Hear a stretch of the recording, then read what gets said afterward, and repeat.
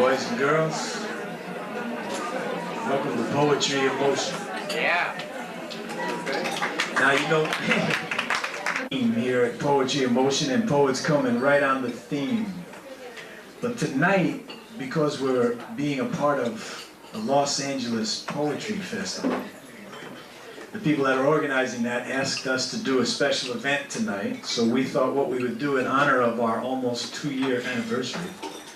Eve Branstein and I and some other people started this 2 years ago at Helena's, and it's been going every week ever since, and pretty much with this much of a crowd, which is pretty amazing. Everybody said we couldn't do it in LA, and as you all know, once we started doing it, everybody started doing it, and you know, LA is a poetry town now, so.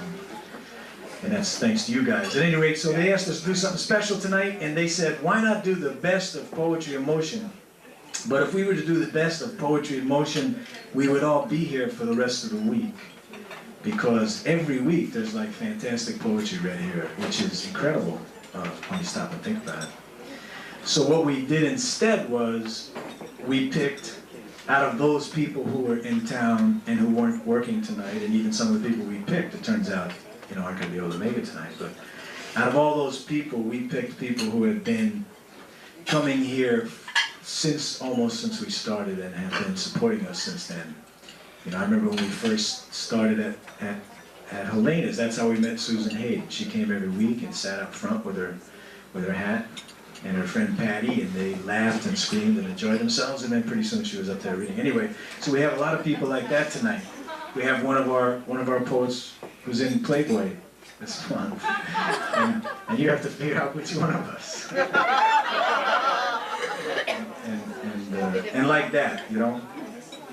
So we have people who have been with us for a long time, and one of the newest of the old timers, one of the most recent of the best of Hollywood Magic, who I know y'all fell in love with hearing him here just a few weeks ago, is going to open it up for us tonight. He's been gracious enough to kick it off because nobody likes to go first. Usually we have newcomers go first, but since it's all old timers tonight, somebody had to do it, and Danny Peck volunteered.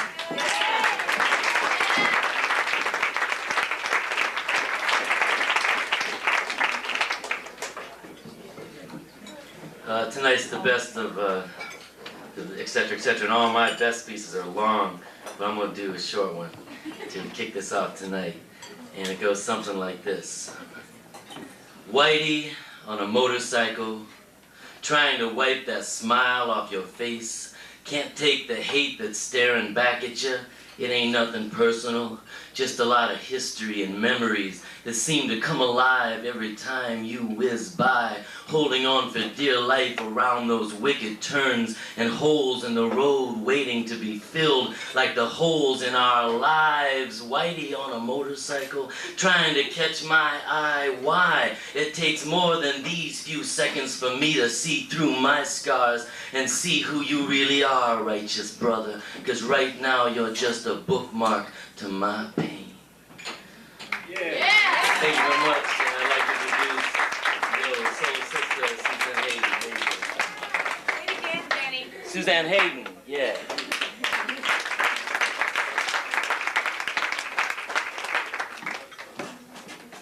This poem better be my best because it broke up a relationship. It's called The 24-Hour Man. Yeah. The dream of this woman is a tramp who's seen every old thing, but who's sown his wild Quaker oats and will only sleaze with me. A Marlboro man, Sam Shepard-esque type with a past. A couple of horses, the boots, the space in his step, the rugged personality, the property in Virginia, the 20-odd plays under his belt. But someone with Robert Duvall's sensitivity, Jack Nicholson's perversity, Gene Hackman's diversity, De Niro's dedication, Tom Skerritt's teeth from those Guess Jeans ads before he capped them. The dream of this woman is a poet with the justice of Baudelaire, the Latin rhythm of Neruda, the blatant yet subtle word music of William Carlos Williams, the realism of Raymond Carver, the raunchiness, pockmarks, and beer breath of Charles Bukowski, the narrow hips of Michael Lally, the perfect nose of Miles Lally, The hair of Joel Lippman before he cut it. The cars and whitewashed eyes of S.A. Griffin. The democratic and loving nature of Leon Martell. The open heart and high IQ of Scott Wanberg, the foot-massaging skills of Robert Odom, the brilliance of Tommy Swerdlow, kind of laundry list, huh? The brilliance of Tommy Swerdlow, the imagination of John O'Keefe, the cocksure ways of Michael O'Keefe. The dream of this woman is a lover with a bass player's skillful fingers and a feline tongue that stays sharp and thin and points in any direction my upper thighs choose to move it. Who says I love you only when he means it, not to get that second blowjob. Whose shower has good water pressure. Who has the fashion sense of Ralph Lauren and the pocketbook of Donald Trump. Who loves Billie Holiday and the blues of Clarence Gatemouth Brown. Who drives real fast but doesn't get into any accidents. And who doesn't impose his religious or 12-step programs onto me. But nevertheless has a value system that includes honesty.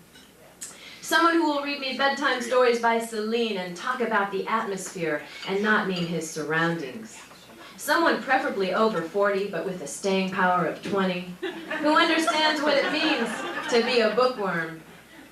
The dream of this woman is the seen it all including heroin and methadone, but now I'm into Chinese herbs of John Stepling. The warmth and trust and insight of my best girlfriends, crossed with the high-risk double rubber attributes of all my boyfriends. Someone who I don't have to save, rescue, educate, or dominate, who isn't a poser or performer or actor or musician, but preferably a writer who saves the privacy of his life for his memoirs, who doesn't have a wife or an ex-wife or a girlfriend he's been trying to break up with for about 10 years now, who will leave in the morning, then leave me alone for a few days so I can go out with other guys and then see how I feel. Someone who's confident enough with himself that he doesn't need to be the center of attention and lets me play that role.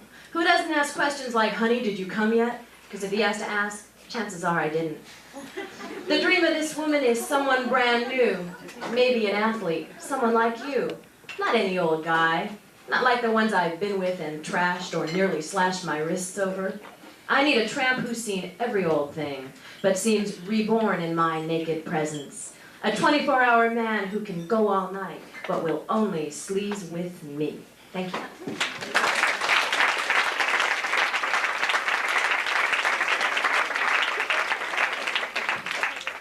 And the good news is I found him. Anyway, next poet is David Zaslav.